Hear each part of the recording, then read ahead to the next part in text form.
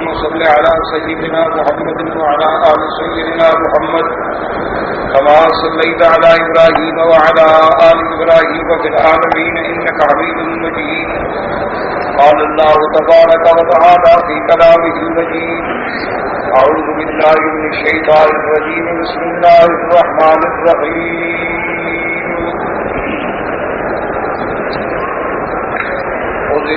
العفو وأمر بالعرف وأعرض عن الجاهلين. وإما ينزغنك من الشيطان نزغ فاستعذ بالله إنه سميع عليم. إن الذين اتقوا إذا مسهم طائف من الشيطان تذكروا فإذا هم مبصرون. وإخوانهم يمدونهم في الغي ثم لا يبصرون. قال المؤلف والمفسر رحمه الله تعالى: ألا من نفع بعلومه وعلومكم في الدارين آمين. إلى أن قال يخبر تعالى عن المتقين من عباده الذين أطاعوه فيما أمر وتركوا ما أمر زجر، أنهم إذا مسهم أي أصابهم طيف وقال الآخرون طائف. وقد جاء فيه حديث وهما قراءتان مشهورتان، وقيل بمعنى واحد وقيل بينهما فرق. ومنهم من فسر ذلك بالغضب ومنهم من فسره بمس الشيطان بالسرع ونحوه، ومنهم من فسره بالهم بالذنب، ومنهم من فسره بإصابة الذنب. تذكروا عقاب الله وجزيل ثوابه ووعده فتابوا وأنابوا واستعاذوا بالله ورجعوا إليه من قريب. اب مفسر رحمۃ اللہ علیہ ان آیات کی تفسیر فرماتے ہیں کہ اللہ تبارک و تعالیٰ نے حکم دیا تھا کہ آپ جو ہے درگزر فرمائیں، بھلائی کا حکم فرماتے رہیں. اس کے باوجود بھی اگر جاہل اپنے جہل پہ ضد کرے تو پھر آپ اعراض کریں. اور اگر کبھی آپ کو شیطان اپنے وساوس کے زور سے اپنی نظرات شیطانیہ کا شکار کرنا چاہے تو اللہ کی پناہ پکڑیں. اللہ تبارک و تعالیٰ سننے والے ہیں اور جاننے والے ہیں. اب ان آیات مبارکہ میں اللہ نے ارشاد فرمایا ہے کہ ان الذین اتقوا، جو لوگ مجھ سے ڈرنے والے ہیں یعنی ایمان والے لوگ ہیں اور اللہ تبارک و تعالیٰ پر ان کا یقین کامل ہے اور اللہ تبارک و تعالیٰ سے وہ ڈرتے ہیں، کیونکہ سب سے بڑی چیز ہے اتقاء. اتقاء کا معنی ہوتا ہے بچنا، تقویٰ. تو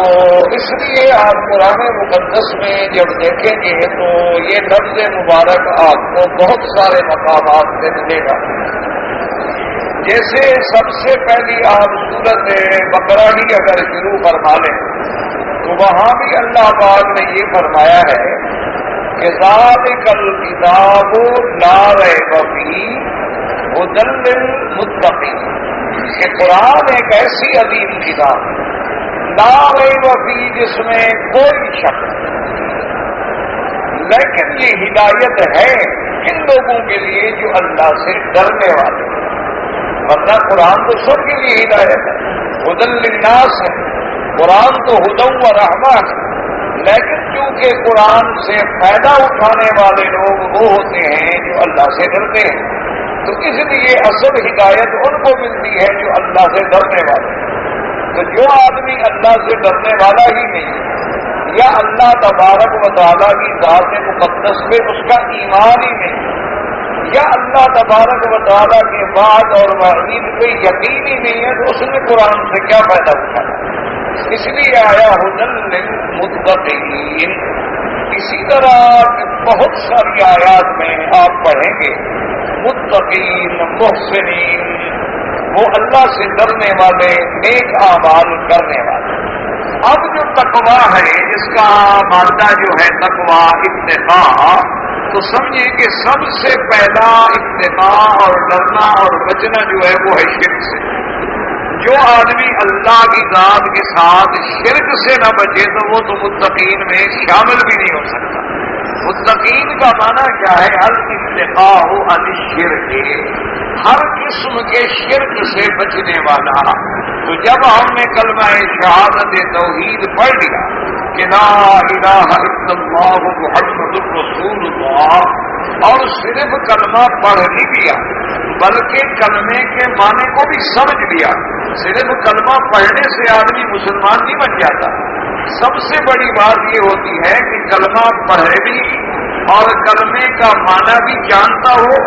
اور پڑھے بھی یقین کے ساتھ، اور پڑھے بھی اخلاص کے ساتھ، اور پڑھے بھی اس کامل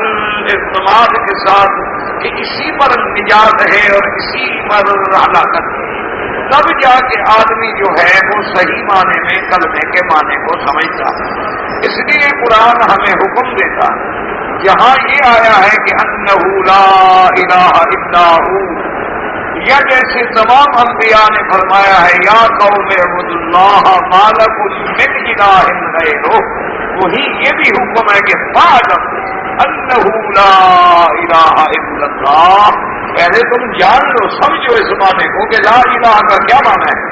یعنی کوئی معبود برحق نہیں مگر اللہ، کوئی عبادت کے لائق نہیں مگر اللہ۔ عبادت کا مستحق کون ہے؟ صرف اللہ تبارک و تعالی۔ تو اب جناب جب آپ نے اس یقین سے کلمہ پڑھ لیا تو الحمدللہ آپ متقین کی فہرست میں آ گئے۔ اب دوسرا نمبر ہے تقوی کا، وہ نمبر یہ ہوتا ہے کہ بڑے بڑے گناہوں سے بچ جانا۔ شرک سے بھی بچ گیا، اور وہ جو گناہ ہے ہلاک کر دینے والے، بندے کو برباد کر دینے والے، ان سے بھی بچ گیا۔ تو اب یہ تقوی کا اونچا درجہ ہو گیا۔ اور ایک اس کے بعد درجہ ہے جو سب سے اونچا ہے کہ بڑے گناہوں سے بھی بچ جائے اور چھوٹے گناہوں سے بھی بچ جائے، یعنی وہ بالکل کبائر سے بھی بچتا ہے اور صغائر سے بھی بچتا ہے۔ تو یہ درجہ بلند ہے پھر جس کو مل گیا۔ اور پھر ایک اس کے بعد اللہ کے اولیاء فرماتے ہیں کہ اصل تقویٰ تو یہ ہے کہ اللہ کے سوا کسی کا دل میں خیال ہی باقی نہیں،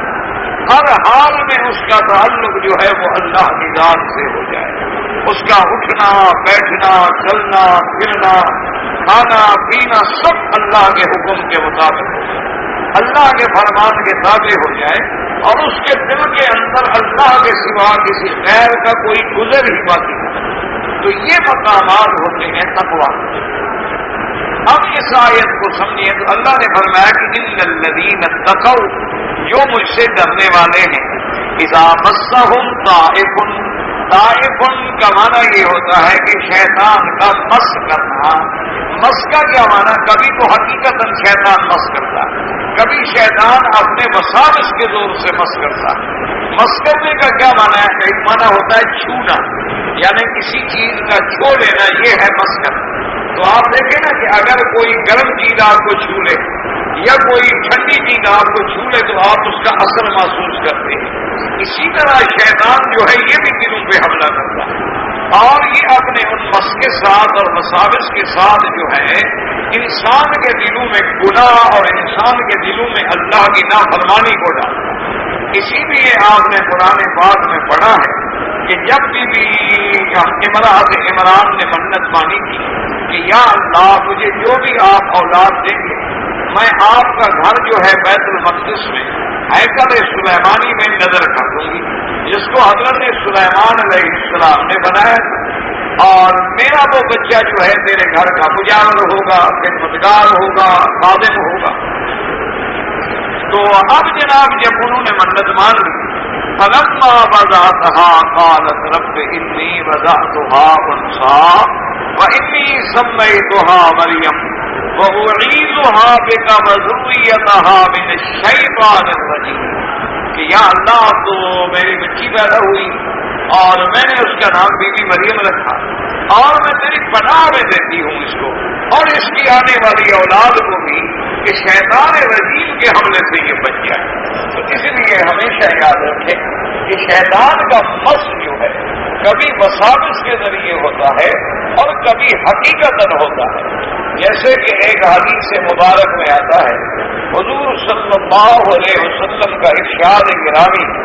سرکار دو عالم نے فرمایا کہ جو لوگ صبح کی نماز کے لیے نہیں اٹھتے ہیں تو فرمایا ایک سبب یہ بھی ہوتا ہے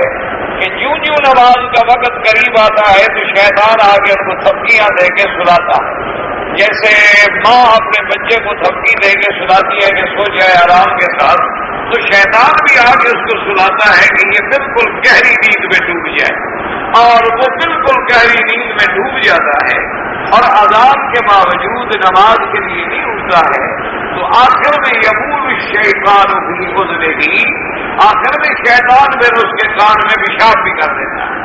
مانا یہ ہوتا ہے کہ تم تو اتنے مردود ہو کہ اللہ کے اذان پہ بھی نہیں اٹھے ہو تو تمہاری کیا حیثیت؟ یعنی پہلے خود گمراہ کرتا ہے اور اس کے بعد پھر اس کی خود ذلت کرتا ہے۔ تو اس کو کہتے ہیں مس سے شیطان۔ تو شیطان کبھی تو خود مس کرتا ہے اور کبھی دل میں وساوس ڈالتا ہے، جیسے کہ اس نے سیدنا آدم علیہ السلام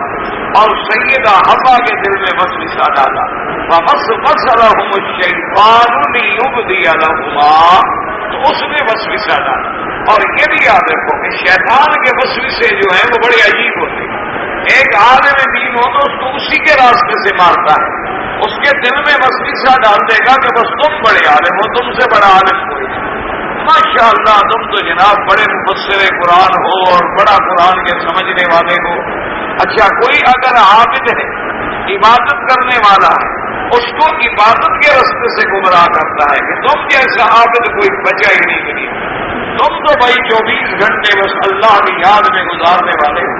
تمہارا مقام جو ہے وہ بہت بلند ہو گیا ہے، تو اس کو پھر ریا میں اور کبر کے اندر ڈال دیتا ہے، وہ اسی طرح معروف ہو جاتا ہے۔ کتنے علماء ہوتے ہیں جو تکبر میں آ جاتے ہیں، دوسرے آدمی کی بات کو اہمیت نہیں دیتے،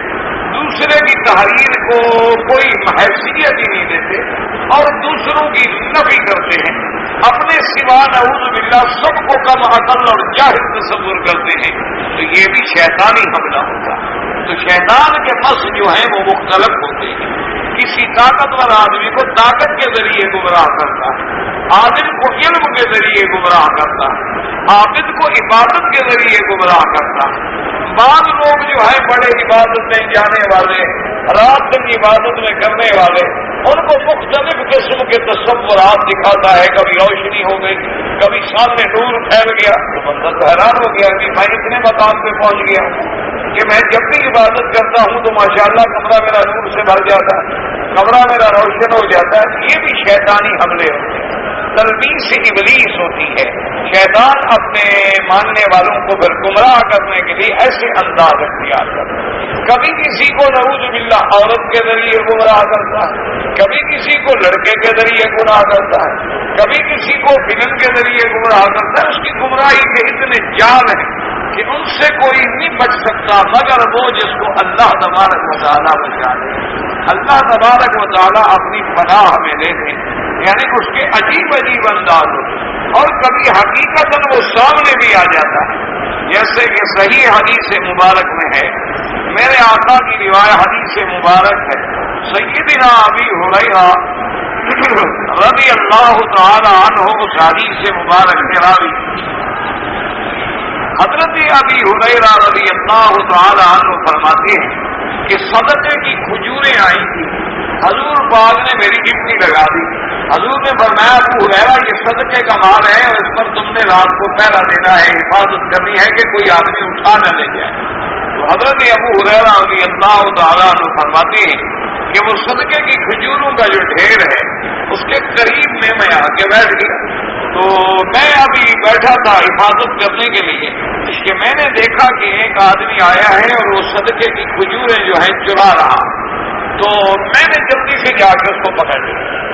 جب میں نے اس کو پکڑ لیا تو وہ رونے لگ گیا کہ میں بہت غریب ہوں اور میرے بچے بھوک سے مر رہے ہیں اور فاقے میں مر رہے ہیں، اور میں نے بڑا مجبور ہو کے یہ کام کیا ہے اور میں بالکل قسم کھاتا ہوں آئندہ نہیں کروں۔ اگر آپ مہربانی کر کے میرا پردہ رکھ لیں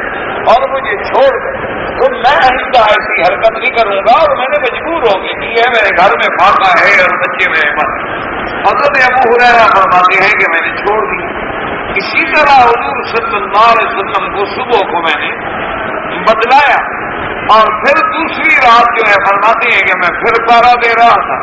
اور پھر جناب دیکھا کہ ایک آدمی کھجوریں چرا رہا ہے، تو میں نے جلدی سے جا کے پھر اس کو پکڑ لیا۔ تو اب جب میں نے پکڑا تو وہ وہی آدمی تھا جو کل رہا تھا، تو پھر رونے لگے۔ میں نے کہا تم جھوٹ بولتے ہیں، تم نے کہا تھا پھر چوری نہیں کروں گا، ایک رات بھی نہیں گزری تم پھر آ گئے چوری کرنے۔ تو اس نے کہا دیکھو بات بندہ ہے، اب میں خدا کی قسم کھاتا ہوں چوری نہیں کروں۔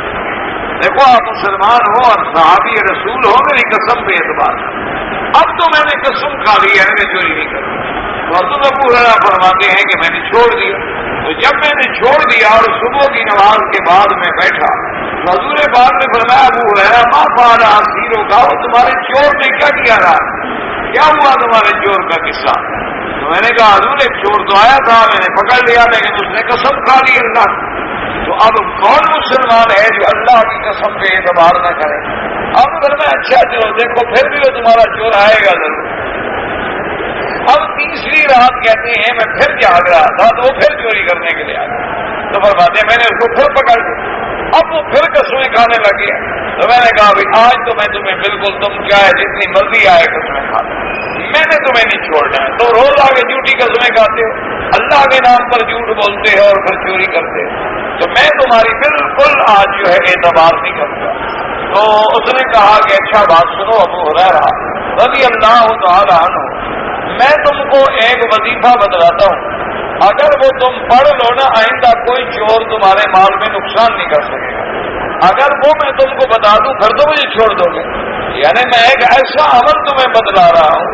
کہ جس سے آئندہ تمہارا مال محفوظ ہو گیا، اور ابھی بھی تو تمہاری کوئی چوری نہیں ہوئی، لیکن تم مہربانی کرو مجھے چھوڑ دو۔ تو حضرت ابو ہریرہ فرماتے ہیں میرا دل پھر نرم ہو گیا اس کے رونے سے اور بار بار اصرار کرنے سے۔ تو میں نے کہا اچھا بتاؤ کیا؟ تو اس نے کہا کہ قرآن پاک میں جو سورہ آیت الکرسی ہے، جو اعظم آیات من آیات اللہ، جو اللہ کے قرآن میں سب سے بڑی عظمت والی شان والی آیت ہے، اس آیت کو پڑھ کے بس تم جو ہے دم کر دیا کرو تو کوئی چور قریب نہیں آئے گا، بس پھر اللہ حفاظت کرے۔ تو اسی لیے حدیث مبارک میں آتا ہے کہ آیت الکرسی ایک ایسی عظیم آیت ہے جو مسلمان ہر نماز کے بعد ایک دفعہ پڑھ لیا کرے تو حضور نے فرمایا اس کے درمیان میں اور جنت کے درمیان میں صرف موت رکاوٹ ہوگی، یعنی بس مرنے کی دیر ہے، پہلے تو جنت نہیں جا سکتا، لیکن مرنے کے بعد گویا بس اسی کا جنت میں ہی اللہ داخل کرتا۔ تو ہر نماز کے بعد ایک دفعہ آیت الکرسی پڑھنا جو ہے وہ اتنی بڑی فضیلت ہے۔ اسی طرح صحیح حدیث سے مبارک حضور پاک نے فرمایا کہ جب آدمی اپنے بستر پہ رات کو لیٹنے لگے اور آیت الکرسی کی تلاوت کر لے تو اللہ اس کو بھی، اس کے گھر کو بھی اور ساتھ والے گھروں کو بھی شیطان سے محفوظ کر دے، اللہ تبارک و تعالیٰ اس کے حملے سے بچا لے۔ تو حضرت ابو ہریرہ فرماتے میں نے صبح چھوڑ دیا۔ تو صبح کی نماز کے بعد جب میں آیا تو حضور نے پھر بلایا، فرمایا ابھی ہریرہ ذرا، میں کیا فرمایا ما فعل اسیروں کا، تمہارے قیدی نے کیا کیا بھائی، وہ چور کا کیا بنا آج رات؟ میں نے کہا حضور آج میں نے پھر چھوڑ دیا، آیا تو تھا لیکن اس نے مجھ کو ایک وظیفہ بتلایا ہے۔ حضور نے فرمایا اچھا وہ کیا وظیفہ؟ تو حضرت ابو ہریرہ نے کہا حضور اس نے فرمایا کہ آیت الکرسی پڑھ لیا کرو۔ آپ نے فرمایا ان القلوب قد یصدق، تھا تو شیطان لیکن بات سچی کر گیا۔ آپ نے فرمایا تھا تو وہ ابلیس، تھا تو وہ شیطان ہی، لیکن بات تمہیں سچی بتلائی ہے۔ تو حضور صلی اللہ علیہ وسلم کی اس حدیث مبارک سے ہمیں یہ معلوم ہوا کہ کبھی کبھی ابلیس خود بھی انسانی شکل میں آ کے ایسے حربے اختیار کرتا ہے، اور کبھی وہ بڑے بڑے بزرگوں کی شکل اختیار کر لیتا، کبھی بڑے بڑے لوگوں کی، حتیٰ کہ بعض روایات اسرائیلیہ میں تو ہے کہ اس نے سلیمان علیہ السلام کی شکل اختیار کر کے بھی دھوکہ دیا۔ اسی طرح بعض روایات مبارک میں یہ بھی ہے کہ مکہ مکرمہ کے اندر جب حضور سورۃ والنجم تلاوت فرما رہے تھے تو ابلیس نے وسوسے کے ذریعے قریش کے دل میں کچھ لفظ ڈال دیے، حالانکہ وہ حضور کی زبان مبارک میں نہیں آئے، حضور کی زبان مبارک کو اللہ نے شیطانی حملوں سے محفوظ رکھا، لیکن ابلیس نے اپنی طرف سے الفاظ جو تھے وہ شکن قریش کے دلوں میں ڈالے کہ یہ بدھ جو ہے ان شفاعتہن لترتجی، کہ ان کی سفارش جو ہے امید ہے قبول کی جائے گی، اور وہ بھی پھر سجدے میں گر گئے، یعنی وہاں بھی اس نے وسوسہ کیا اور دھوکہ دیا۔ تو اس لیے اللہ نے قرآن میں فرمایا کہ ان الذین اتقوا اذا مسهم طائف من الشیطان تذکروا، کہ جب میرے بندوں کو شیطان گمراہ کرتا ہے، بات کہتی ہے کہ اس کا معنی یہ ہے کہ دل میں گناہ کا خیال آ جاتا ہے تو میرے بندے جو ہے وہ فوراً اللہ کے عذاب کو یاد کرتے ہیں۔ اور بعض علماء فرماتی ہیں کہ طائف کا معنی ہے کہ شیطان انہیں گناہ میں ڈال دیتا ہے، یعنی بندہ باقی گناہ کر بیٹھتا ہے لیکن پھر بھی گناہ کے بعد فوراً وہ بندے ڈر جاتے ہیں اور اللہ تبارک و تعالیٰ سے رجوع کرتے ہیں، تذکروا، اللہ کے آگے توبہ کرتے ہیں، گڑ گڑاتے ہیں اور عاجزی کرتے ہیں۔ اور بعض علماء نے فرمایا کہ اس کا معنی یہ ہوتا ہے کہ طائف من الشیطان، کیا معنی کہ انسان کو غصے میں ڈال دیتا ہے، اور جب انسان غصے میں آ جائے تو وہ ایسے کام کر جاتا ہے جو عقل کے خلاف ہوتے ہیں۔ اسی لیے ایک صحابی نے سرکار دو عالم صلی اللہ علیہ وسلم سے پوچھا تھا اور عرض کیا تھا کہ اوصنی یا رسول اللہ صلی اللہ علیہ وسلم، سرکار دو عالم مجھے آپ وصیت فرمائیں، مجھے آپ نصیحت فرمائیں۔ تو حضور نے فرمایا لا تغضب، غصہ نہ کیا کرو۔ اس نے پھر کہا کہ حضور مجھے کوئی نصیحت فرمائیں، حضور نے فرمایا لا تغضب، غصہ نہ کیا کرو۔ اس نے پھر کہا کہ حضور مجھے کوئی وصیت فرمائیں، آپ نے فرمایا لا تغضب، غصہ نہ کیا کرو۔ یعنی 3 دفعہ حضور نے ایک ہی چیز کا سبق دیا کہ غصہ نہ کرو، غصہ نہ کرو، غصہ نہ کرو۔ تو بعض علماء فرماتے ہیں کہ اس کی حکمت تھی کہ اس بندے کو غصہ بڑا جلدی آ جاتا تھا۔ بعض لوگ ہوتے ہیں نا جلد مزاج، اور جن کے مزاج میں گرمی زیادہ ہوتی ہے، سوداوی مریض ہوتے ہیں، یا آج کل کی اصطلاح میں جنہیں ہائی بلڈ پریشر ہوتا ہے تو وہ بھی اچھل جائیں گے، چھوٹی سی بات پہ بھی ناچ جائیں گے۔ ایسے معلوم ہوتا ہے جیسے کسی گرم توے پہ بیٹھے ہوئے ہوں، ہر وقت گرمی میں ہوتے ہیں، یا جیسے بعض علماء کہتے ہیں کہ جیسے ہر وقت مرچوں کی دھونی پہ بیٹھے ہوئے، تو اس لیے فوراً لڑ پڑتے ہیں۔ تو غصے میں آنے کے بعد آدمی بڑے سے بڑے باتیں بعض اوقات کفر کے کلمے زبان سے نکل جاتے ہیں، اللہ تبارک و تعالیٰ معاف فرمائے۔ بعض اوقات غصے میں آ کے آدمی طلاق دے دیتے ہیں، گھر برباد کر دیتے ہیں۔ بعض اوقات غصے میں آدمی آگے کہہ دیتا ہے جاؤ جی میں نماز نہیں پڑھتا، چھوڑو یہ کیا ہے، نماز میں کیا رکھا ہے، کافر ہو جاتا ہے، اللہ معاف فرمائے۔ تو اس لیے غصہ جو ہے یہ بھی شیطان جانتا ہے۔ اسی لیے ایک دفعہ حدیث مبارک میں موجود ہے کہ میرے آقا سرکار دو عالم رحمت دو جہاں سیدنا محمد رسول اللہ صلی اللہ علیہ وسلم بھی آپ تشریف فرما ہے۔ حضرت ابو بکر رضی اللہ تعالیٰ عنہ سے ایک آدمی جو ہے وہ جھگڑ پڑا، اور جھگڑنے میں اس نے جناب اللہ معاف کرے حضرت ابو بکر کو بڑی سخت باتیں کہہ دی جو حضرت صدیق کے شایان شان بھی نہیں تھی۔ تو حضرت صدیق صبر کرتے رہے، لیکن جب وہ بندہ حد سے آگے بڑھ گیا تو حضرت صدیق بھی مجبور ہو گیا جواب دینے کے لیے، تو آپ نے بھی سخت جواب دیا۔ تو حضور صلی اللہ علیہ وسلم اٹھ کے چلے گئے۔ تو بعد میں جب حضرت صدیق حاضر ہوئے تو انہوں نے عرض کیا کہ یا رسول اللہ صلی اللہ علیہ وسلم، وہ بندہ مجھے گالیاں دے رہا تھا اور آپ سن رہے تھے، اور جب میں نے جواب دیا تو میری مدد کرنے کے بجائے آپ اٹھ کے تشریف لے گئے، آپ نے تو میری مدد بھی نہیں فرمائی۔ حضور نے فرمایا ابو بکر، جب وہ بری باتیں کر رہا تھا اور تم صبر کر رہے تھے تو اللہ کا فرشتہ تمہاری طرف سے بول رہا تھا، اور جب تم بھی برابر کے غصے میں آ گئے تو فرشتہ چلا گیا، تم برابر ہو گئے تو پھر میں وہاں کیسے بیٹھتا؟ اس لیے حکم ہے کہ غصہ نہ کیا کرے۔ غصے کے اندر آدمی جو ہے بڑے سے بڑے نقصان کر لیتا ہے۔ اللہ تبارک و تعالی ہر مسلمان کو محفوظ رکھے۔ یعنی بعض اوقات ایسے الفاظ زبان میں جاری ہو جاتے ہیں کہ جو بعد میں آدمی سوچ کے روتا رہتا ہے کہ میں نے کیا کہہ دیا اور میں نے کیا کر دیا، لیکن غصہ جو ہے انسان کو دراصل یہ بھی شیطان کا حملہ ہوتا ہے۔ تو اس کا علاج بھی کیا ہے؟ اعوذ باللہ من الشیطان الرجیم، اعوذ باللہ من الشیطان، بس اس کلمے کو کثرت سے پڑھنا شروع کر دیں. اعوذ باللہ من الشیطان الرجیم، اعوذ باللہ من الشیطان الرجیم، لا حول ولا قوة الا باللہ العلی العظیم، اعوذ باللہ السمیع العلیم من الشیطان الرجیم، اعوذ بکلمات اللہ التامات من شر ما خلق، اعوذ بکلمات اللہ التامات من شرہ وشر عقابہ وعبادہ ومن شر ان يحضرون، اعوذ بک من همزات الشیاطین واعوذ بک رب ان يحضرون، اعوذ بکلمات اللہ التامات من شر هذا الوجہ. تو حضور نے کئی دعائیں سکھائی ہیں، وہ ساری دعائیں تو آپ کو یاد نہیں ہو سکیں گی، بس آپ اسی کو یاد کر لیں اعوذ باللہ من الشیطان الرجیم، کیونکہ یہ آسان بھی ہے اور ہر مسلمان کو یاد بھی ہے. تو جب گھر میں غصہ آئے کہیں بس اس کلمے کو پڑھنا شروع کر دیں اور اس بات سے ہٹ جائیں، اللہ تبارک و تعالیٰ بڑے بڑے نقصانوں سے بچا لیتے ہیں. کیونکہ شیطان ابلیس جو ہے، اس لیے بعض علماء نے فرمایا طائفن کا کیا مانا کہ شیطان کسی کو غصے میں ڈال دیتا ہے، اور جب وہ غصے میں ڈال دیتا ہے تو سارے کام ہو گئے. پھر آپ نے دیکھا نہیں کئی لوگ اللہ کے طواف میں لڑ پڑتے ہیں، کعبۃ اللہ میں لڑ پڑتے ہیں، حجر اسود میں لڑ پڑتے ہیں. کسی بندے کو کہہ دو کہ بھائی آگے سب خالی ہے مہربانی کرو ذرا، وہ اسی وقت لڑ پڑے گا. کسی بندے کو کہہ دو یار مجھے بھی ذرا سبق میں بیٹھنے کی جگہ دے، دیکھو کیا کرتا ہے ہمارا. تو یہ جو ہے نا، یہ بھی دراصل سب شیطانی حملے ہوتے ہیں. اس لیے حکم ہے کہ ان الذین اتقوا اذا مسهم طائف من الشیطان، کہ جب ان کو شیطان غصے میں ڈالتا ہے،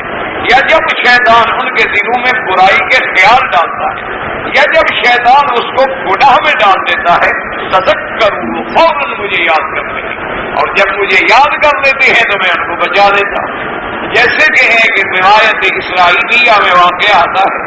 کہ ایک آدمی تھا، اللہ معاف فرمائے، بڑا گنہگار قسم کا آدمی تھا. تو ایک بڑی خوبصورت لڑکی،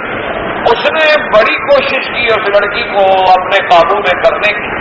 لیکن وہ بچی جو تھی پاک باز تھی، ایک دامن تھی، سیرت والی تھی، وہ اس کی طرف متوجہ نہیں ہوتی. لیکن خدا کی شان ایسی ہے کہ اس بچی کے گھر والوں پہ ایک ایسا وقت آ گیا کہ فاقہ ہو گیا، کچھ گھر میں نہ رہا، وہ بچی مجبور ہو کے اس بندے کے دروازے پہ خود آ گئی چل کے، اور اس نے کہا کہ تم اور میرے دروازے پہ. اس نے کہا دیکھو جب تک تم نے زور لگا لیا میں نے تمہاری بات نہیں مانی. آج ہمارے گھر کے حالات ایسے ہو گئے ہیں کہ میں اپنے حالات سے مجبور ہو کر خود چل کے تمہارے دروازے پہ آئی، تو مجھے 60 درہم کی ضرورت ہے، مجھے 60 درہم دے دو. اس نے کہا تم تو جانتی ہو 60 درہم میرے لیے کوئی مسئلہ نہیں، لیکن پہلے میری خواہش پوری کرو گی تو 60 درہم دوں گا. تو اس نے کہا میں اسی لیے تو آئی ہوں چل کے، میں کیا کر سکتا ہوں. اسی لیے حدیث مبارک میں آتا ہے بعد الفقر ان یکون کفرا، کہ غربت جو ہے آدمی کو کبھی کافر بھی بنا دیتی ہے، غربت جو ہے انسان کو کبھی کفر تک بھی پہنچا دیتی ہے. آج آپ دنیا میں دیکھ لیں کتنے لوگ ہیں جو غربت کی وجہ سے قادیانی بن گئے، نوکریوں کے لیے قادیانی بن گئے، غیر ملکوں میں اجازت رہنے کی ملنے کے لیے قادیانی بن گئے. کتنے لوگ ہیں جو عیسائی بن گئے، کتنے لوگ ہیں نعوذ باللہ میں. بلکہ آج سے کچھ دن قبل ایک اخباری رپورٹ پڑھ رہا تھا، اس میں ایک NGOs کی ایک عورت ہے شکل میری، اس کی میں رپورٹ پڑھ رہا تھا. اس نے کہا کہ میں نے پٹھانوں میں سے اپنے اس 3-4 سالہ محنت سے 90,000 آدمیوں کے دل میں عیسائیت کا بیج ڈال دیا ہے. 90,000 آدمی، مذاق ہے 90,000. وجہ کیا ہے کہ غربت ہے، فاقہ ہے، تنگ دستی ہے، اور آدمی پریشان ہے کہ وہ کیا کرے. اسی لیے علماء نے بھی اور اسی لیے موجودہ دور کے اعداد و شمار کرنے والے لوگوں نے بھی لکھا ہے کہ جتنے جرائم ہو رہے ہیں، زنا ہو رہا ہے، عریانی، بے حیائی، فحاشی، یہ جتنا گند پھیلا ہے اس کی سب سے بڑی وجہ غربت ہے. کہ غربت جو ہے وہ بندے کو مجبور کر دیتی ہے کہ وہ ایسی حرکتیں کرے. اور پھر ایک غریب اور امیر کا جو تفاوت ہے وہ بندے کو گناہ میں مجبور کرتا ہے. کیا مانا؟ ایک سکول ہے، ایک کالج ہے، ایک پرائمری اسکول ہے، یا ایک مڈل اسکول ہے، یا ہائی اسکول ہے، یا یونیورسٹی ہے. اس میں اب بچیاں پڑھتی ہیں، بچے پڑھتے ہیں، اب ایک بچی جو ہے وہ غریب ہے بیچاری، وہ بس پہ بیٹھ کے آتی ہے، یا غریب ہے بیچاری وہ رکشے پہ بیٹھ کے آ جاتی ہے، اس کے مقابلے میں امیروں کی لڑکیاں کاروں میں آتی ہیں اور شوفر ہیں اور ڈرائیور ہیں اور نوکر ہیں، حالانکہ وہ بدصورت ہے، وہ لڑکی زیادہ خوبصورت ہے، لیکن وہ دیکھتی ہے کہ اتنا اونچ نیچ کیا ہے کہ ذرا چھٹی ہوتی ہے تو وہ جناب کینٹین میں کیفیٹیریا میں بیٹھ کے برگر اور کیا کیا بلائیں کھا رہے ہیں، اور یہ غریب کی بچی بیچاری بھوکھی بیٹھی ہوئی ہے، اس کے پلے میں تو کوئی چیز ہے نہیں کہ یہ کھا سکے، یہ تو گھر واپس جائے گی تو کچھ سوکھی روکھی روٹی مل جائے گی، تو یہ چیز اس کو بھی پھر گناہ پہ ابھارتی ہے کہ چلو میں ان کا مقابلہ کروں تو کیسے کروں، اور میرے پاس کیا ذریعہ ہے، تو وہاں شیطان پہنچ جاتا ہے، نہیں تمہاری جوانی ہے حسن ہے، تم چاہو تو ان سے بھی اچھی گاڑیاں رکھ سکتی۔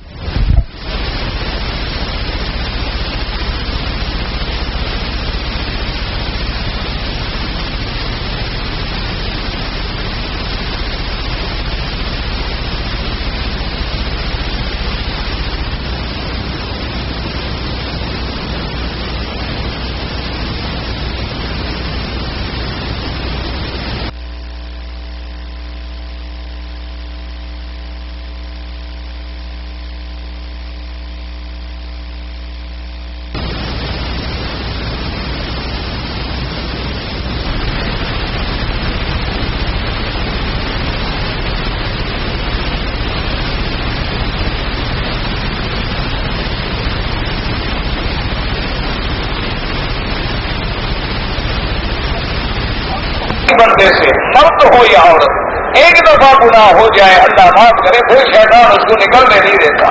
اللہ کی رحمت نکال لے تو الگ بات ہے، ورنہ وہ کہتا ہے ہم تم کون سے حاجی ہو یار، تم نے گناہ کر دیا ختم ہو گیا، کیا مولوی بنے پھرتے ہو،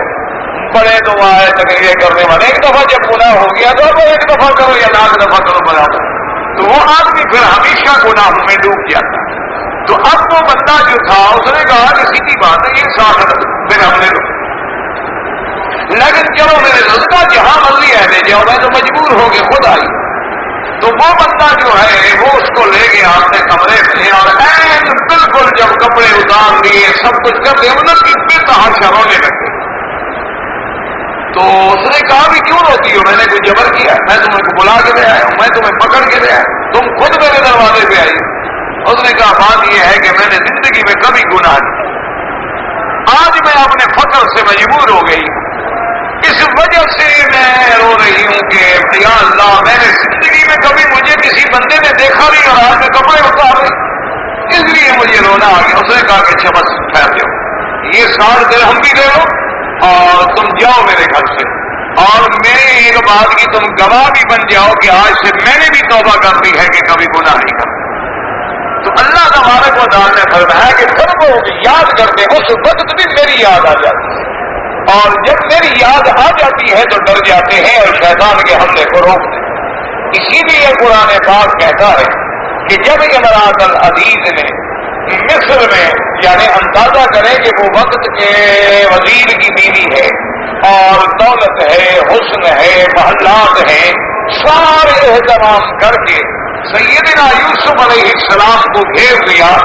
دروازے بند کر دیے، اور پھر یوسف علیہ السلام بیچارے خریدے ہوئے غلام ہیں، یعنی یوسف علیہ السلام کی اپنی تو کوئی حیثیت نہیں، اس کو تو انہوں نے خریدا ہے اور اسی گھر میں رکھا ہوا ہے، اور وہی مالکہ جو ہے حملہ کرنا چاہتی ہے۔ تو ایسے وقت میں بھی جب امراۃ العزیز نے آ کے بالکل کھلے لفظوں میں دعوت دی کہ یوسف علیہ السلام اب میں مجبور ہو گئی ہوں، میری بات مان لو، تو حضرت یوسف نے اس وقت بھی کیا کہا، قال معاذ اللہ انہ ربی احسن مثوائی انہ لا یفلح الظالمون۔ ہاں اللہ کی پناہ، کیا کہہ رہی ہو تم، مجھ سے گناہ کی توقع کرتی ہو، کیا بات کر رہی ہو، میں اللہ کی پناہ پکڑتا ہوں شیطان کے حملے سے۔ اور حضرت یوسف علیہ السلام دوڑے اپنی جان بچانے کے لیے۔ اس لیے اللہ فرماتے ہیں کہ میرے بندے جو ہیں اگر کبھی شیطان ان پہ حملہ بھی کرنا چاہے تو وہ مجھے یاد کرتے ہیں۔ تذکروا، یاد کرنا کیا مانا، یعنی تذکروا عقاب اللہ، اللہ کے عذاب سے ڈر جاتے ہیں، اللہ تبارک و تعالیٰ کی نعمتوں کو یاد کرتے ہیں۔ اور دیکھو پھر میرا خدا کتنا بڑا رحیم ہے، حدیث مبارک میں آتا ہے اگر شیطان نے تیرے دل میں برائی کا ارادہ ڈال دیا اور تو نے دل میں نیت کر لی کہ میں یہ برائی کروں گا،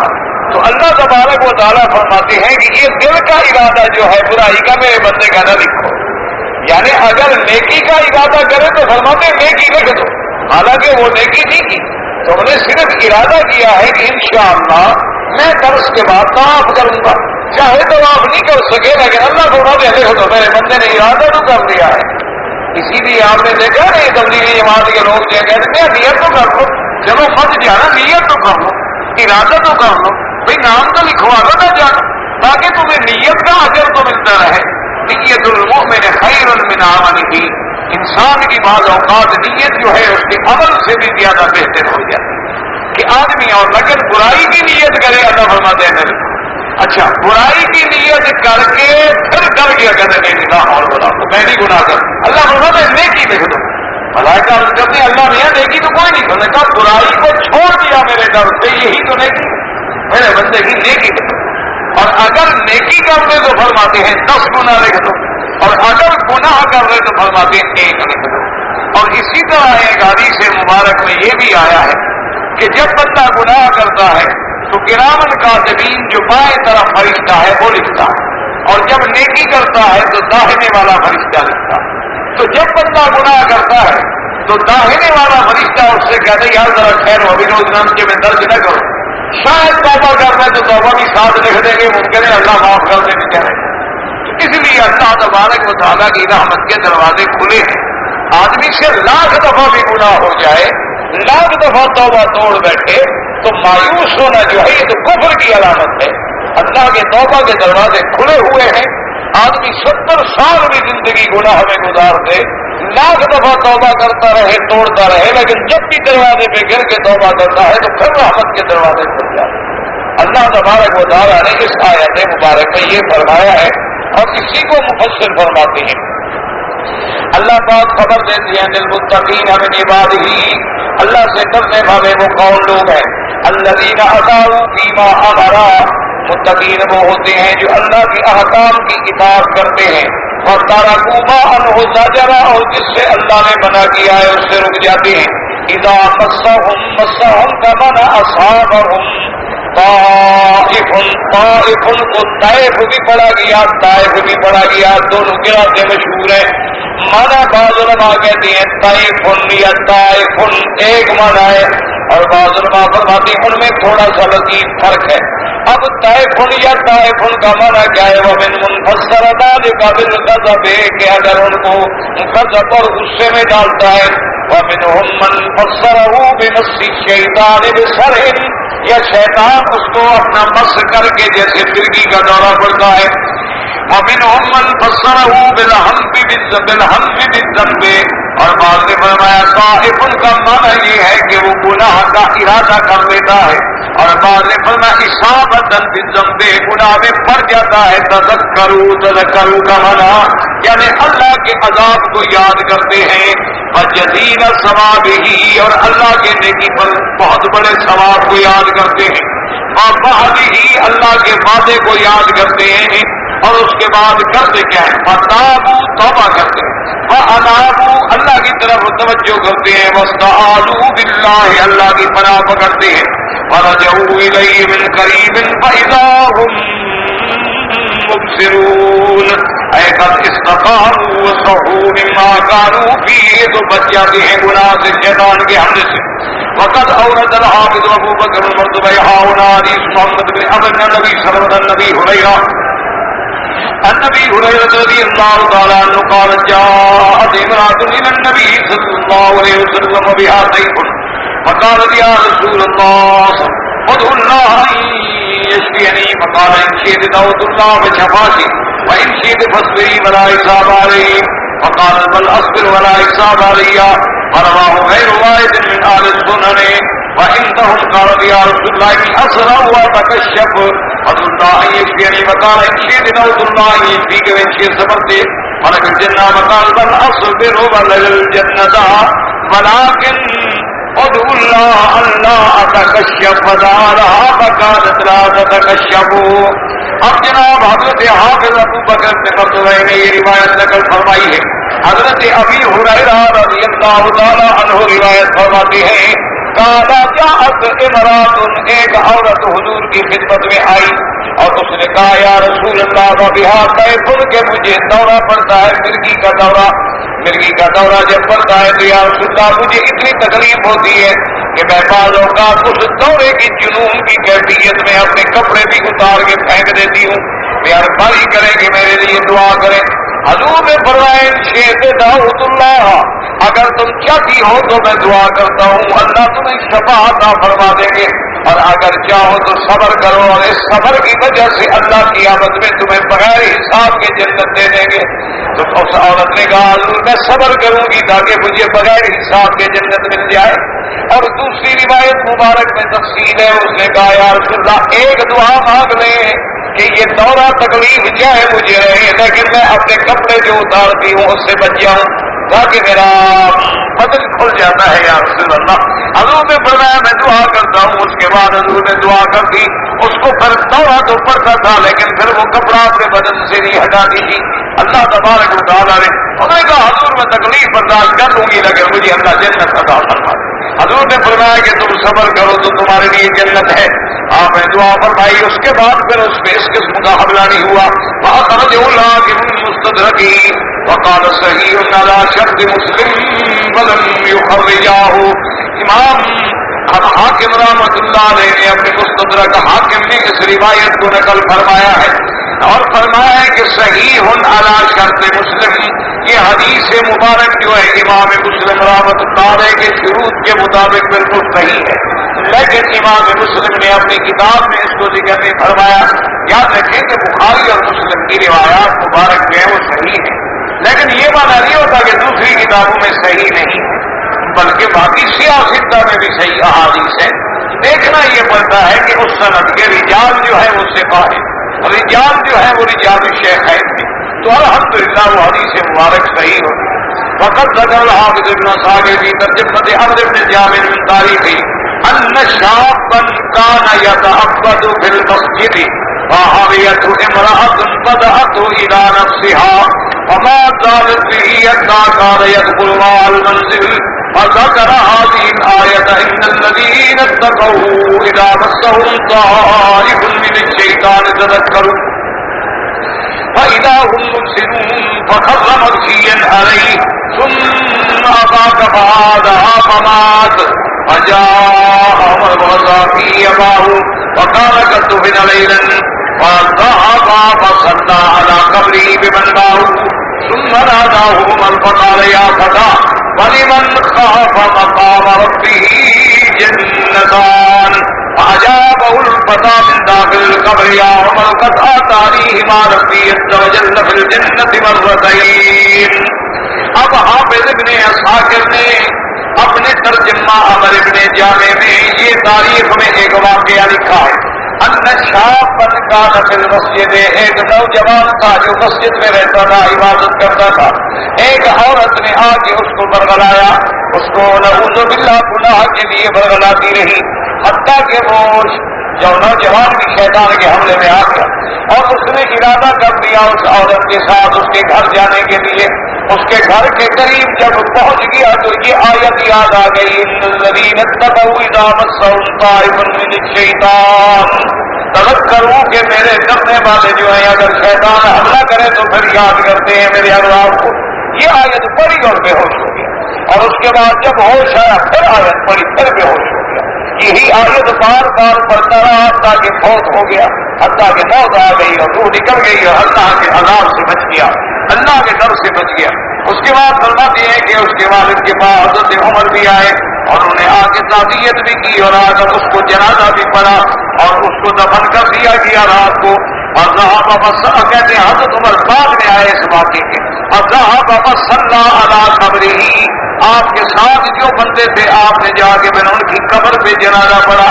جنازہ جا کے قبر پہ پڑھنا بھی جائز تھے۔ حضور صلی اللہ علیہ وسلم نے بھی ایک عورت فوت ہو گئی تھی تو اس کا جنازہ جا کے قبر پہ بھی پڑھا تھا۔ اور اس کے بعد حضرت عمر نے پکار کے فرمایا کہ او بندے تم تو ماشاءاللہ تم تو ان لوگوں میں ہو، وَلِمَنْ خَافَ مَقَامَ رَبِّهِ جَنَّتَانِ، جو بندہ اللہ سے ڈر جائے کہ میں نے اللہ کے دربار میں جانا ہے، اللہ تو پھر اس کو 2 جنتیں عطا فرما۔ کہتی ہے کہ جب حضرت عمر نے پکارا تو آواز آئی قبر سے، عمر مبارک کو اللہ نے مجھے دے دی ہے 2 جنتیں، اللہ تبارک و تعالیٰ نے مجھے عطا فرما دی۔ وقوله تبارک و تعالیٰ وإخوانهم يمدونهم من الغی اے وإخوان الشیاطین من الانس، یعنی ان کے بعد بھائی ایسے ہوتے ہیں چونکہ شیطان جنوں میں بھی ہے بندوں میں بھی ہے، اور جو بندوں میں شیطان ہے وہ تو بالکل گناہ میں لگے رہتے ہیں۔ ان المبذرین کانوا اخوان الشیاطین، جو لوگ اپنے مال کو پیسے کو بلا وجہ صرف کرتے ہیں وہ بھی شیطان کے بھائی ہوتے ہیں۔ وهم اتباعهم والمستمعون لهم القابلون لأوامرهم يمدونهم بالغي أي تساعدهم الشياطين والمعاصي وتسهلها عليهم وتحسنها لهم، اور جو شیطان کے بھائی ہیں وہ اسی گمراہی میں کھنچتے رہتے ہیں اور اسی گمراہی کو شیطان کے لیے مزین کر دیتا ہے، آسان کر دیتا ہے۔ وقال ابن کثیر يمدونهم المد والزیادة یعنی یزیدونهم بالغی یعنی الجهل والسفہ، بلکہ شیطان ان کو ان کے جہل اور بے وقوفی کی وجہ سے اور گناہ میں زیادہ ڈالتا ہے۔ ثم لا يبصرون ان الشیاطین تمد الانس لا تبصر فی اعمالهم بذلک، پھر وہ نہیں چھوڑتے، جیسے کہ حضرت ابن عباس فرماتے ہیں اخوانهم يمدونهم بالغی ثم لا يبصرون قال الانس يبصرون عما يعملون والشیاطین تمسكنهم، یعنی پھر وہ بندے گناہ سے نہیں رکتے اور شیطان بھی گمراہ کرنے سے نہیں رکتا۔ وقیل معناه كما رواه اللوقي عن ابن عباس يمدونهم بالغی ثم لا يبصرون، هم الجن يوحون الى اوليائهم من الانس ثم لا يبصرون يقول لا يسأمون، شیطان ان کے دلوں میں ڈالتے رہتی ہیں گناہ کا کام، اسی میں لگے رہتی ہیں پھر اس سے وہ نہیں ہٹتے۔ وقد قال الصديق وغيره يعني ان الشياطين يمدون اولياءهم من الانس ولا تسأم من امدادهم بالشر، برائی کی مدد کرنے میں وہ بالکل جو ہے ان کا جی نہیں بھرتا، لأن ذلك طبیعۃ لهم وسجیۃ، کیونکہ برائی کرنا جو ہے وہ شیطان کی طبیعت ہے، عادت ہے، جبلت ہے۔ لا يبصرون لا تبصر به ولا تبصر عنه،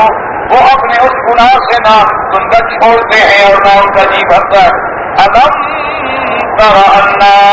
أرسلنا الشياطين على الكافرين تؤزهم أزا، قال ابن عباس تدعجهم إلى المعاصي إزاجا، شیطان جو ہے ان کو گناہوں کی طرف لگائے رہتے ہیں، جو اللہ کے بندے ہیں وہ تو رک جاتے ہیں، اور جو شیاطین کے بھائی ہیں وہ گناہوں میں ڈوبے رہتے ہیں اور گناہوں کو نہیں چھوڑتے۔ اللہ سے دعا کریں اللہ ہم سب کو شیطان کے حملے سے بچائے۔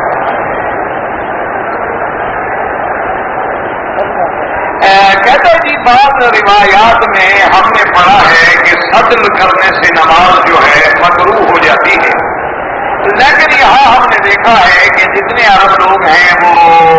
سر پہ جو رومال پہنتے ہیں وہ بھی تو دونوں طرف لٹکتا ہے، اور یہ دونوں طرف لٹکنا جو ہے اسی کا نام صدل ہے، اور صدل سے نماز میں قرأت آ جاتی ہے۔ لیکن یاد رکھو میرے بھائی کہ ایک یہ دیکھو، اگر یہ سر پر ہے اور پھر دونوں طرف لٹک رہا ہے تو یہ صدل نہیں، اگر یوں لٹکا ہے تو یہ صدل، یعنی اگر گردن میں لٹکا کے یوں لٹکتا رہے تو یہ صدل ہے، نماز میں قرأت آ جاتی ہے۔ لیکن اگر سر پہ رکھیں اور پھر دونوں طرف لٹکتا رہے تو یہ صدل نہیں ہوتی، اس لیے مسئلے کو اچھی طرح سمجھ گئے۔ گردن میں ڈال کے جیسے ہمارے یہاں بڑا رواج ہوتا ہے نا باتوں سے گردن میں ڈال کے، تو وہ تو صدل ہے کہ بلا وجہ آپ نے ڈالا ہوا، لیکن جو آدمی سر پہ رکھتا ہے، سر پہ کپڑے آنے کے بعد دونوں طرف لٹکتا رہے تو وہ صدل نہیں۔ لیکن اس میں بھی افضل یہ ہے، یاد رکھو کہ اگر اللہ توفیق عطا فرمائے تو بعض علماء نے فرمایا کہ اس رومال کو نماز کے وقت میں پگڑی کی طرح باندھ دیں تاکہ اس کا ثواب بہت زیادہ بڑھ جائے گا کہ حضور پاک نے ہمیشہ پگڑی مبارک باندھی۔ اچھا، بعض علماء فرماتے ہیں کہ یوں رومال رکھا ہوا نا تو ایک کا پلڑے کو پیچھے ڈال دے تاکہ ایک پلڑا آگے ہو ایک پیچھے ہو، دونوں برابر نہ لگے، تاکہ وہ صدر سے جو ہے بالکل شبہ بھی نہ رہے اور بچ جائے۔ بہرحال یعنی صدر نہیں ہے، لیکن اگر بچے تو بڑی اچھی بات ہے۔ کہتے ہیں جی کہ بعض لوگ فرض نماز کے بعد جو ان کے دائیں یا بائیں بیٹھے ہوتے ہیں ان کا السلام علیکم، یہ بدعت ہے، یہ کوئی سنت نہیں۔ سنت وہ ہے کہ جب تم باہر سے آ رہے ہو یا جاتے آتے راستے میں دوست مل گیا ہے تو السلام علیکم کرو، لیکن یہ نماز کے بعد ایک دوسرے سے مصافحہ کرنا اور ایک دوسرے کو ملنا السلام علیکم اور السلام علیکم، یہ بدعت ہے۔ کیونکہ نماز میں جب تم نے کہا ہے السلام علیکم ورحمۃ اللہ، تو جو جانب یمین تک مومن ہے فرشتے ہیں سب پہ سلام ہو گیا، تو اس سے بڑا سلام تو اور کوئی ہو نہیں سکتا۔ ہاں سلام کرنا بہت بڑی بات ہے۔ حضور نے فرمایا افشوا السلام واطعموا الطعام وصلوا والناس نیام۔ حضور نے فرمایا 3 چیزوں کو لازم پکڑ لو، ایک تو سلام پھیلاؤ دنیا میں زیادہ سے زیادہ السلام علیکم ورحمۃ اللہ، السلام علیکم ورحمۃ اللہ، اور دوسرا فرمایا غریبوں کو کھانا کھلایا کرو، اور تیسرا فرمایا ہے کہ جب رات کو لوگ نیند میں ہوں تم اٹھ کے جاگ کے اللہ کو منایا کرو۔ اگر یہ 3 صفتیں پیدا کر لو تو پھر جنت میں داخل ہو جاؤ گے اللہ کی رحمت اور سلامتی سے۔ تو سلام پھیلانا بڑی بات ہے، کیونکہ یہ تو مومن کا تحیہ ہے، تحیتہم یوم یلقونہ سلام۔ اور اسی طرح قیامت والے دن جب مومن اللہ کی رحمت سے جنت میں جائیں گے، والملائکۃ یدخلون علیہم من کل باب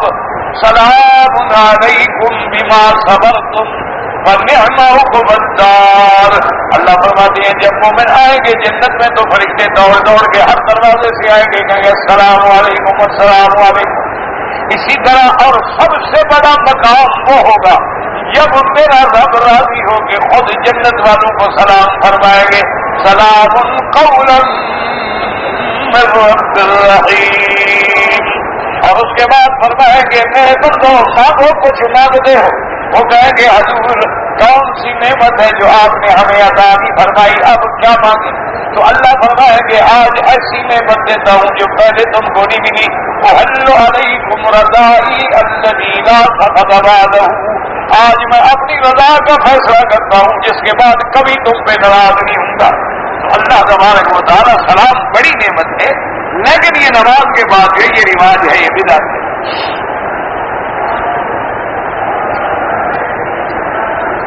کہتا ہے جی کہ میں نے عمرے کا احرام باندھا ہوا تھا اور اللہ نے مجھے موقع دے دیا اور میں نے حجر اسود پہ بوسہ دیا، اور بعد میں میرے ہاتھوں پہ کچھ ہلکی ہلکی خوشبو محسوس ہوئی، تو بہرحال 1-2 ریال خیرات کر دیں۔ جب تک دونوں ہاتھوں کو یا پورے ہاتھ کو اثر لگ نہ جائے تو دم نہیں ہوتی۔ تھوڑی بہت ہی خوشبو تو حجر اسود میں ہر وقت ہوتی ہے، ہر وقت کوئی نہ کوئی اثر تو باقی ہوتا ہے اثر کا، اس لیے بہرحال انشاءاللہ دم تو کوئی نہیں، لیکن 2-4 ریال احتیاطاً صدقہ کر دیں، خیرات کر دیں، اور ایسا واقعہ ہو جائے تو فوراً جا کے پانی سے دھو ڈالیں تاکہ وہ اثر جو ہے باقی نہ رہے۔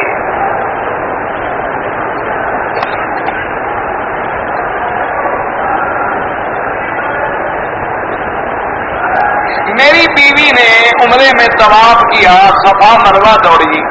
اپنے بال نہیں کٹوائے، اور ان کے چھوٹے بچے تھے، پھر ان کو طواف کرانے لے گئی، پھر ان کو صفا مروہ کرائی، بعد میں بال کٹائے، کوئی بات نہیں، آپ کیا ہے 2 دن بال نہ کٹوائیں، شرط یہ ہے کہ احرام کی پابندی برقرار رکھنی پڑے گی، بال کٹوائیں گے تو احرام سے نکلیں گے، آپ 4 دن نہ کٹوائیں احرام میں رہ جائیں، کوئی بات نہیں۔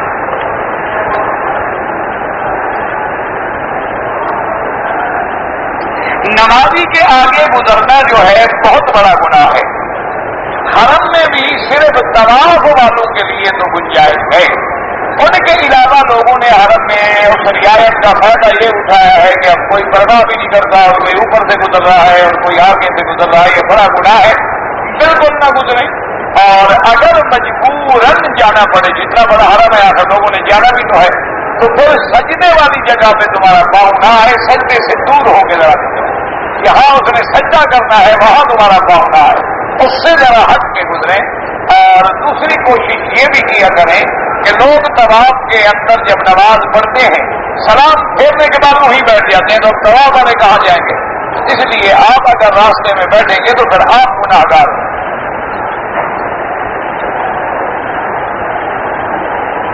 نماز کے اندر صفوں کا اتصال ضروری ہے، حرم میں بھی ضروری ہے،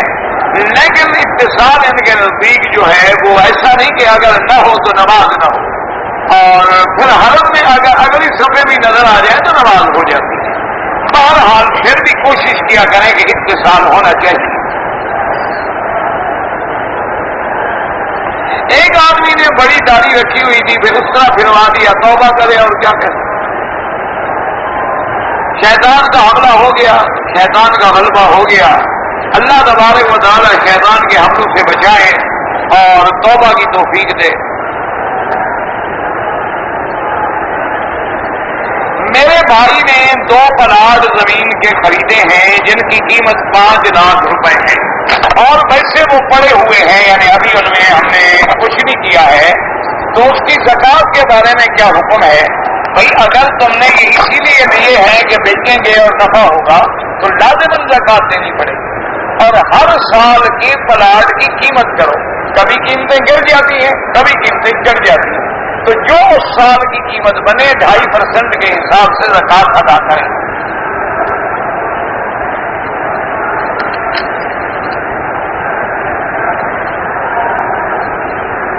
روضہ رسول اللہ صلی اللہ علیہ وسلم پہ جا کر شفاعت کا سوال کرنا، یہ سوال کریں کہ یا اللہ ہم نے آپ کے حضور پاک کے روضہ مبارک پہ حاضری دی ہے، اور یہ اتنا عمل صالح ہے کہ جس کا کوئی مقابلہ نہیں، تو آپ ہمیں حضور کی شفاعت نصیب فرمانا، سوال اللہ سے کریں۔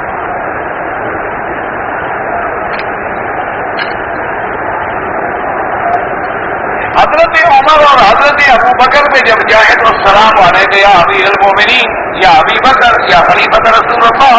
یا صاحب رسول اللہ، یا صاحب الغار والمدار، جو لفظ آئے السلام علیکم یا عمر بن الخطاب الناطق بالحق والصواب، یا ولی النبی المصطفیٰ، یا خلیفۃ رسول اللہ، جو بھی لفظ آئے وہ سلام کہیں۔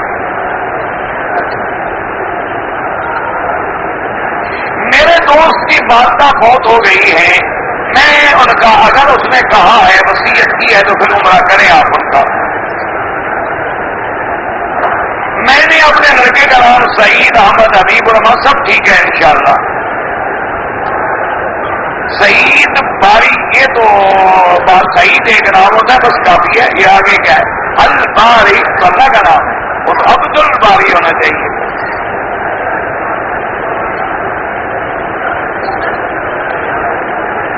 سعید کا نام رکھنا جائز ہے، کوئی منع نہیں،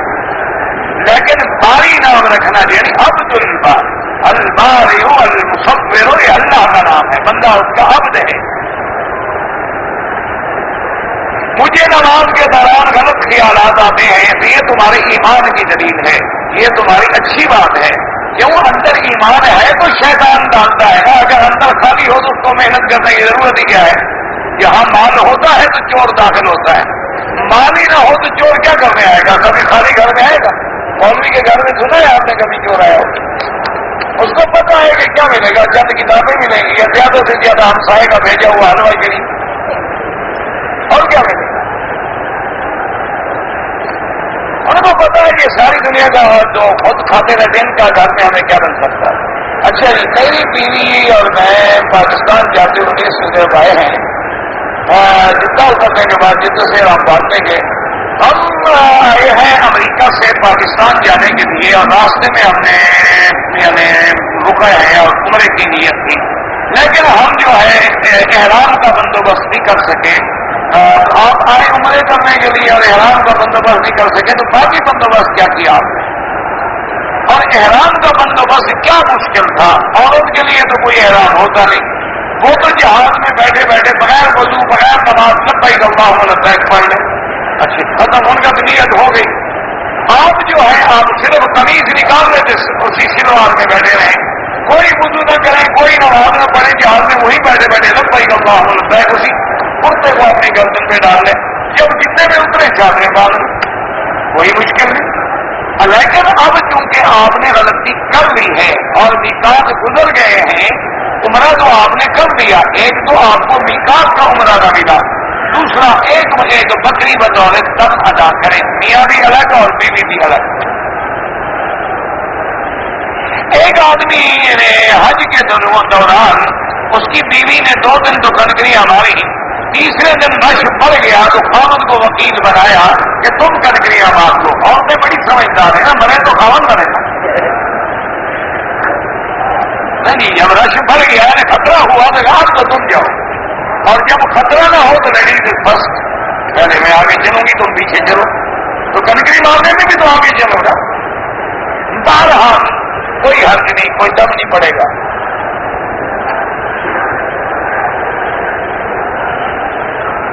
بہرحال یہ پلاٹ آپ نے ایک خریدا تھا اور 2 خرید، جتنے خریدو اللہ برکت دے، لیکن ہر سال زکات ادا کرو۔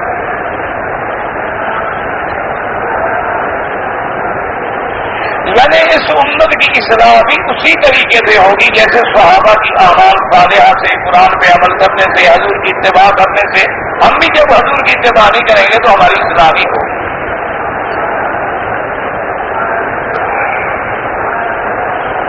صحیح حدیث سے پگڑی، ہاں بالکل، حضور پاک صلی اللہ علیہ وسلم نے ہمیشہ پگڑی مبارک باندھی ہے، آپ ٹوپی مبارک کے اوپر پگڑی مبارک باندھی۔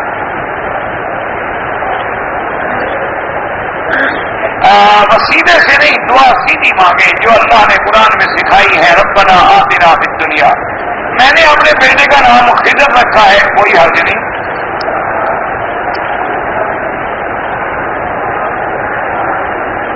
اگر چائے کا پانی ہم زمزم میں چائے بنا لیں کوئی حرج نہیں، کوئی منع نہیں۔ حضرت اسماعیل علیہ السلام کیا کرتے تھے؟ سارا کام زمزم سے ہی لیتے تھے نا، تو اور تو پانی نہیں تھا مکے میں۔ بہرحال یہ تو